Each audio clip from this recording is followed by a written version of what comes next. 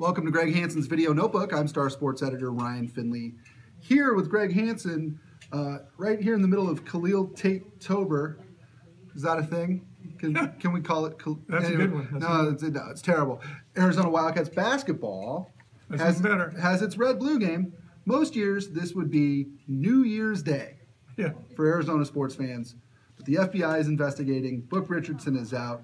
Raleigh Elkins has a broken foot. What do you think the vibe, the energy, whatever you want to call it, is going to be on Friday night? Oh, 100% through the roof. You think? Even with everything that's going on? I think there's more buzz at a red and blue game than all but one or two regular season home games.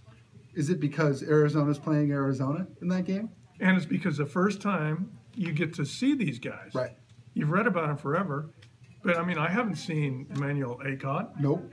I want to see what he looks like. Absolutely. I'm really excited to see Brandon Randolph. I think he's a guy who, sort of in that New York vein, I think could be a tough, explosive player for them.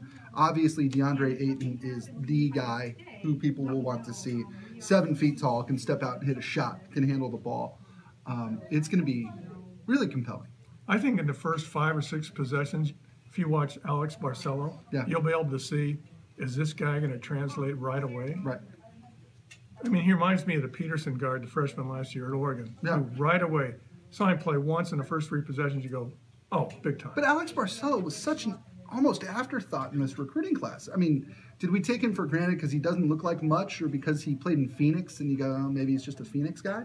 I mean, you are not the first person I've heard say Alex Barcello could be a PT peer right away. I don't think Sean Miller ever put him in that category because he's in. I'm not putting him in this mode of another TJ McConnell. Right. But he's could be another TJ McConnell. A better shooter, though. Right. And that's the thing with TJ McConnell. I think Sean Miller would take TJ McConnell at point guard on his team every year. This guy could be a 4-year player. Wow. Don't you think? Yeah. Well, here's the thing. He doesn't have, I don't think, the measurables right away to be an NBA guy. No. So he's going to have to develop into the best little point guard in the league, right? I think he's going to be the blood and guts of the team, not this year, of course, but down the line. Right, and somebody who could step in for Parker Jackson Cartwright if he gets hurt, because he gets hurt a lot. Yeah. And if he struggles, because he has struggled some during his career. I mean, I was talking to a guy at the football game last week, and he goes, and he'd been watching the practices, and he goes, you know, Tucson Ristic is a really good player, but next to DeAndre Ayton, it's like he's not. Right. I mean, is DeAndre Ayton going to be that good? I don't know. And Tucson Ristic, I mean, he's not 6'7". He's 7 feet tall. That's crazy. I mean, I saw him yesterday walking into the Lowell Stevens to get a free breakfast, and I walked right next to him. I mean, he's really 7 feet tall. Yeah. It really hits you. Yeah, he's not one of those guys who's 6'9" and is 7 feet in the media guy. I mean, he's 7 feet tall. Will there be, it sounds weird to even ask this, will there be boos?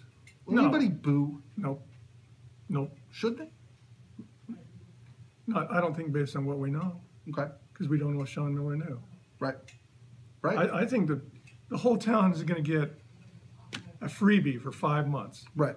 Because they're not going to get penalized, if they do get penalized, until next summer or beyond. Okay. So this year is all about going to the Final Four. And like we've talked about before, this is a town, and I think this is what makes Tucson great, frankly. This is a town that derives a lot of its civic pride out of its sports teams. Oh, a lot. Yeah. The most. I mean, basketball being king of the sports teams here.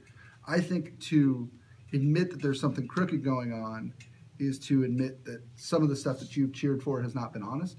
I think most fans will root blindly until there is evidence staring them in the face that they shouldn't. 100% agree with that statement. This is going to be fun. This is going to be fun. Yeah. There could be a bad ending at some point. Sure. But not this season. Right. It's very true. It's very true. Well, that'll do it for this episode of Greg Hansen's Video Notebook. Don't forget Arizona Red-Blue Game Friday night, McConnell Center, 7 o'clock? I believe it is. Yes, and you will be there? Yes. You excited? I'm really looking forward to it. Excellent. I think that they're wearing the same uniforms, though. Oh, Mr. Uniform. I'm Ryan Finley. We'll see you next time.